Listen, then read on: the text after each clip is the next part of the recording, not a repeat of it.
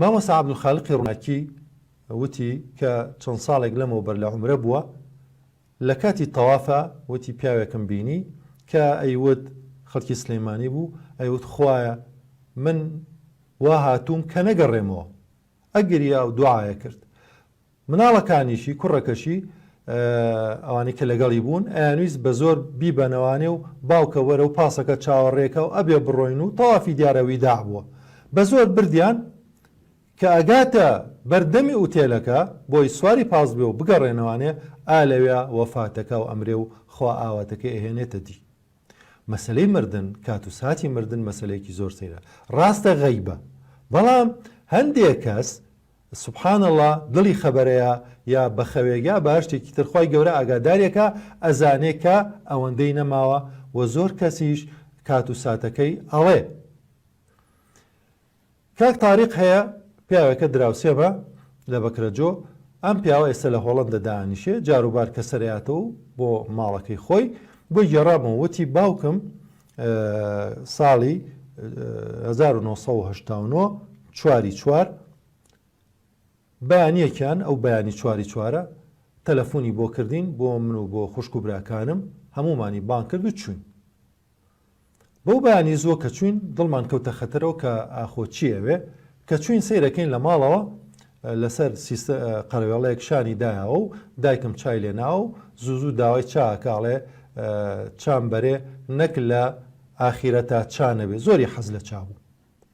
ماڵەکەیان لە لای خەستەخانەی جمهوریەوە بوو لە جادەی قەنات، ئالەوێ لای ئەو سەرۆکایەتی بڵێن تەندروستی ئالەوێ کە بیناکەیان لەوێ بوو. وتمان باوکە هات چییە خێرەوە بانگە کردوین و کۆت کردوین تۆ بەم بەیانیە؟ وتی من حەزم کردووە کە هەنێ ئامۆژگاریتان بکەم، من ئەمرم هەر ئەوەندە کە خۆر هەڵات و یای لە دیواری خەستەخانەکە من ئەمرم. باوکە خۆ هیچم نییە؟ ناوەڵا هیچم نییە. ئەگەر شتێکتە با ببن بۆ لای دکتۆر، وتی نەپێویست ناکە.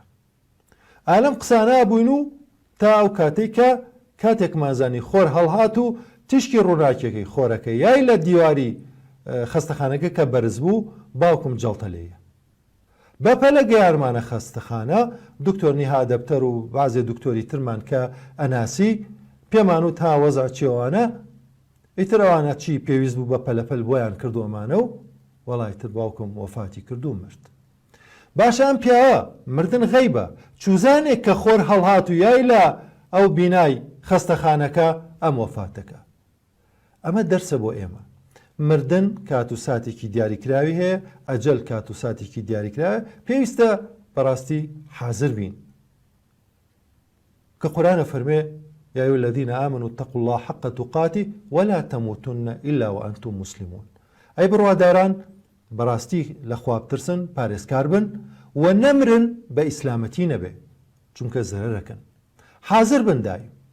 ئەم پیاوە باشە خوای گەورە سبحانه وتعالى وەکو ئاگاداری کردبێ کە ئەوەندەت نەماوە لە مودەی ساعاتێکی ترا تۆ وەفاتەکەی، مناڵەکانێ بانکە ئامۆژگاریان بکە، خوا حافیزیان لێ بکە و فعلەن ئەوە بوو هاتە دی. لەم دەنگ و باسانە زۆرن کە لە ئەڵلقەکانی ترا باسی ئەەکەین، بەڵام مەبەستی من ئەوەیە کە ئێمە مردنێ قەرزارین لە هەر کات و ساتێکە بیزانین یا نەیزانینیەت کارێ بکەین کە ڕوومان بێ بمرین و بگەڕێنەوە بەربارەکەی خوا.